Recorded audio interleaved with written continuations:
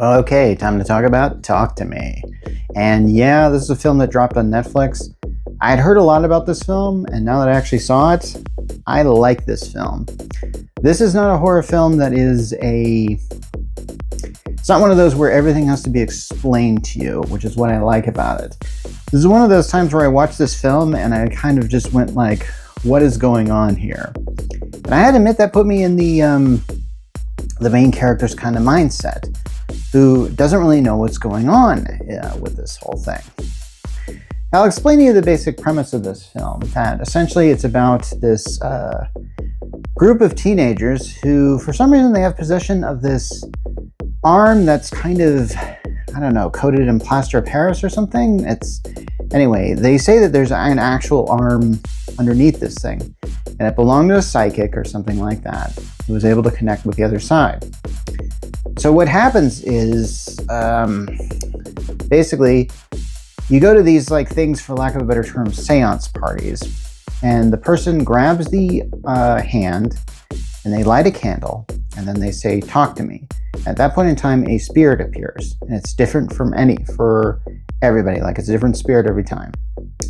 And then you can say something like, I don't know, let you take a hold of me or something. And anyway, so you say some words that allow the spirit to possess you. And then at that point in time, they really have to wrench that hand off of your hand and blow out the candle. And then that essentially, then the spirit goes back to where it was. It's a very complex setup, but the people that do this, these group of teenagers that do this, just love it. They post about it. They get out film.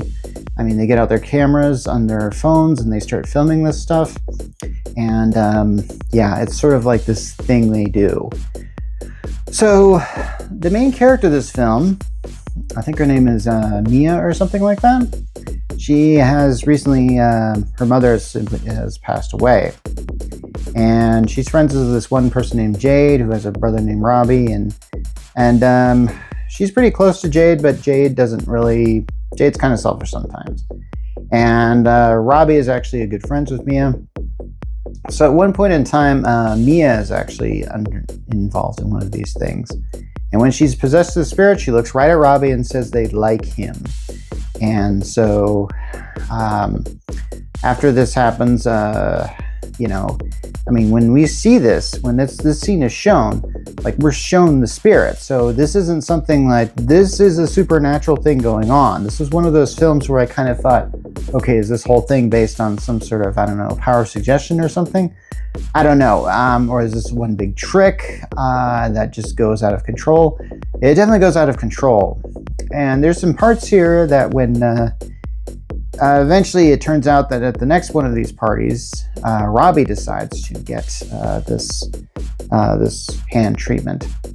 And when he does, the spirit that gets into him, because here's the thing.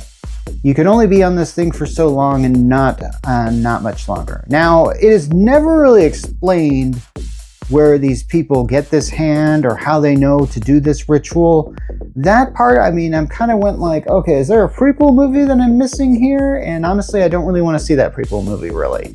I'm just going okay, fine, it's that. And it's a great prop. This hand is it's like a hand taken from a sculpture, and it's all signed by the people that have used it and crazy stuff like that. It feels like something that would actually exist in this type of world. So, when Robbie gets controlled by his spirit, apparently Mia thinks that spirit is her mother and wants to talk to her for a little while. So they don't try to free Robbie from this. As a result, the spirit gets so into Robbie that essentially the spirit starts to make Robbie self-harm, or he's banging his head against tables and anything. And then eventually Robbie has to be taken to the hospital to be treated. Now, here's the thing. Throughout this whole thing, Mia is thinking the spirit is still in Robbie and we have to get him out. And this is sort of where the conflict comes in this film. And as Mia's trying to figure this out, she's having her own little delusions, because maybe the spirit is still in her. perhaps. There's a lot of things going on this, and there were a lot of times in which, like, I've watched several YouTube videos that have tried to explain this movie to me, and this isn't a film that really I don't really think there's a time in this film where there's a character who shows up and just spells out everything. This is what you see in most of these horror movies. I think, like I've mentioned before in my Nosferatu rant, that horror movies are really about, like, characters who there's a curse and you always have to have somebody break the curse in some way. And oftentimes the curse is as simple as a loophole and that you just get out of it. In this case, this is one of those movies where it kind of gets more and more horrible, and the character starts to see some seriously sick stuff. And so there's a lot of people who are watching this film and think that this film is supposed to parallel addiction.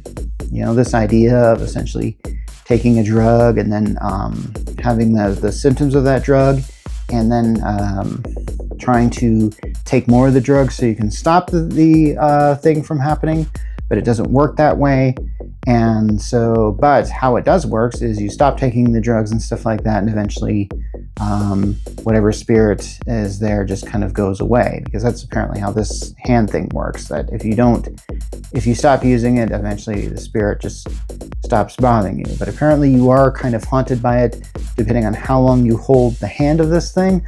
I think that's how this works, and this is what a lot of horror movies do, is they sort of set the rules for these curses, and then there's usually should be very consistent in these rules. If they aren't consistent, it's kind of weird. But the problem is this movie feels like there are some inconsistencies to it, and I can't help but think that this is not bad writing. I feel like they want you to see these inconsistencies to them, kind of like in the movie Inception.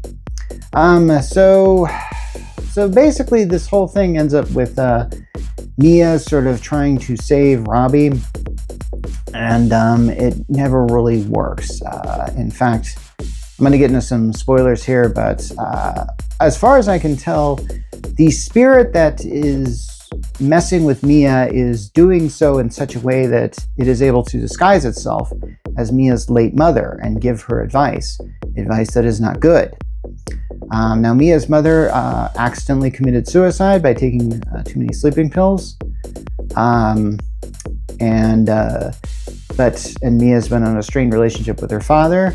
And now that spirit of Mia's mother is showing up and saying that Mia's father is lying to her. So I'm kind of thinking like, okay, did Mia's father kill the mother? I'm kind of thinking like that could be the case. And I thought that would be some interesting sort of twist. It doesn't really go in that direction. In fact, it's more toward the direction that the father did the best he could. I really think that's going on here.